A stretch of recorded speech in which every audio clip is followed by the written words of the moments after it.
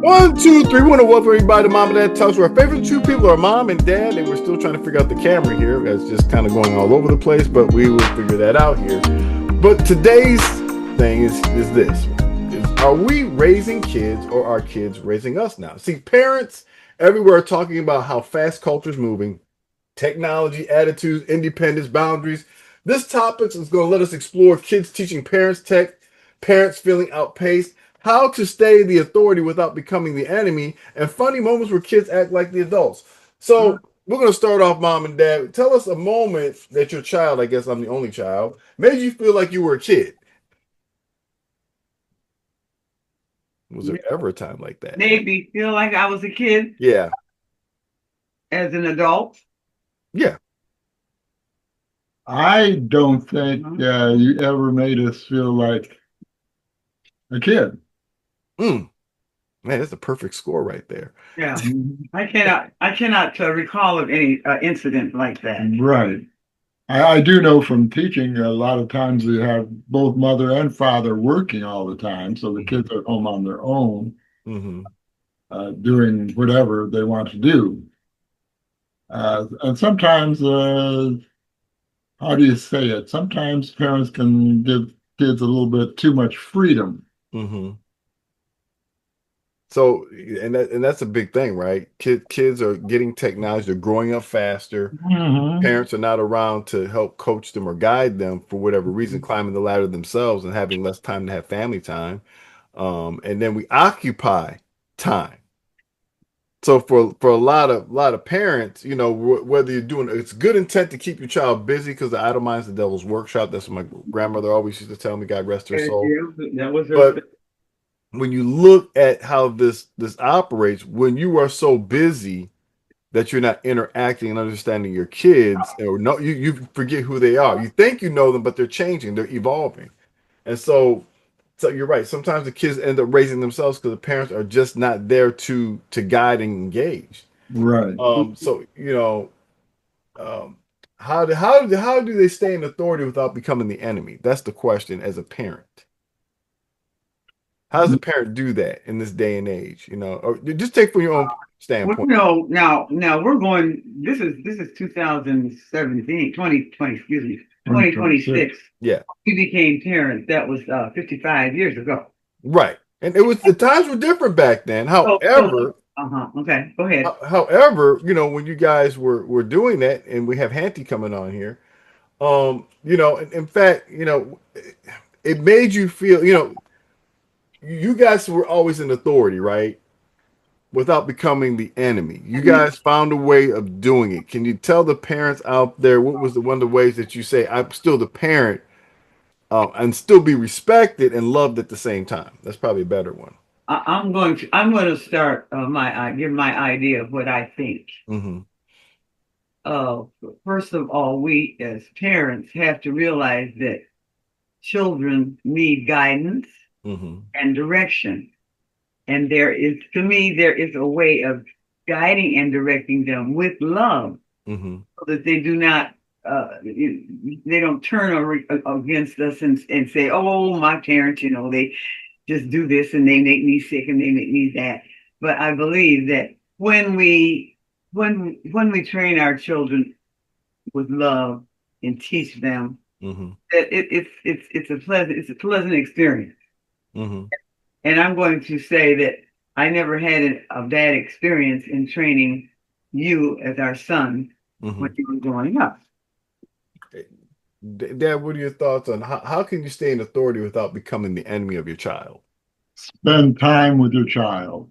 Mm. Spend a lot of time with your child, and uh, when you see your child going astray, correct them right away Mm-hmm. rather than waiting. Mm-hmm. A lot of times we have, as parents, we love our children, Mm-hmm. but before you correct them, it's too late. Yeah. I mean, you got a great point there. Hanty, how do you stay in authority as a parent without becoming the enemy? Um, Sorry for my lateness. Um, but I wanted to watch them. Forgive me. Um, touchdown again after going around the moon. Mm-hmm. I wanted to watch the touchdown, and Mm-hmm. you know me and water. Also, too, you got a little nostalgia because 1968, that time frame, was a lot of stuff going on. So, man Right. walking on the moon or whatever, it meant a lot. So there's a lot of nostalgia. But, you know, Um, yeah. how to say it again? How to stay in authority as a parent without becoming the enemy. Ooh. Mm. Um, Mm. my mother used to say, my mother used to say, you might be going to school and you might become educated, Mm-hmm. but I'm still gonna know more than you. Mm. Which is a good thing, Well, and I mm-hmm. didn't really have to tell my kids that Mm-hmm. that way. Um, I I always wanted to be have a friendship Mm-hmm. authority Mm-hmm. when it came to. Now you can have same mother and father and with two children, Mm-hmm. and but one just wants to do what they want to do. Yeah. You know, but you have to recognize that Mm-hmm. when it's that way, and really studying your child. My experience was, you know, one I mean the same. You can't raise the two children Two the choosing the same same way, way. Right. and um, I looked at it as a joy for raising both of them, Mm-hmm. but I couldn't raise them the same Mm-hmm. because they're two different Yeah. personalities. I mean, you're putting two people together that were raised in different households. Mm-hmm. Frank and I were raised in different households, and so therefore one could take on his his Mm-hmm.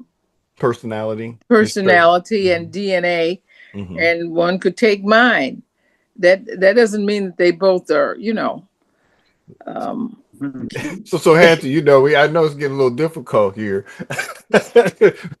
We're getting down the cold here because I'm gonna hopefully bring a little humor in here. Don't answer the question. Which one took on your personality? Which one took on Uncle Frank's the most? Don't well, answer it. Don't answer it. Don't. I don't. don't answer it. Don't answer. I don't. I don't want to have them come call me up, get mad at me. I already got No, trouble this week. they're not. They're not. But we talk about it Mm-hmm. to this day. Mm. I mean, and they both know the difference. Mm-hmm. Now I'm more easygoing. Mm-hmm. Um, I didn't go to the service and and come back with all of those It's, uh, it's, things that make you straight and narrow. it sounds like there's But a little gen going on there. And the other was a little. the firstborn is more like me, I say. He was raised like me, Uh-huh. but I remember when he was coming up before he went to school. Mm-hmm. We used to watch Mr. Rogers, Oh yeah, for and we sure. used to watch Sesame Street. Mm-hmm. We did those things together, Mm.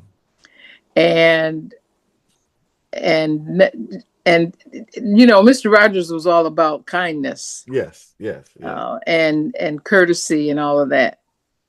Well, you know, What you trying to Jennifer, say? Jen was Jennifer just a didn't little want to be beast. bothered with that. Jen like watching the commercials from what I remember.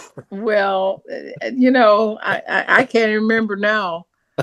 She stopped what watching she the liked. television program. Said, "Stop, everybody!" When the commercial, like Jen, why are you looking at commercials? Be quiet. So Love you, Jen. Love you, Jen. Yes, we do. I spent time with them on the phone today, both of them, and they're both separate, and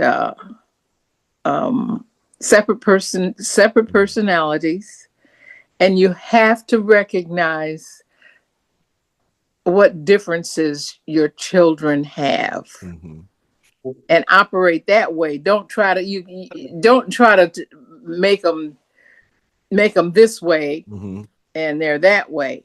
And that's where the friendship came in. That you want to be you want to be continue you want to continue to be have a peaceful household, yet letting them grow in their own way, with a gentle guidance. You know, I remember my dad telling me, you know, I said, Dad, did I make the right move marrying my wife? He said, son, at this point, if I gotta tell you that answer, I did a bad job of raising you.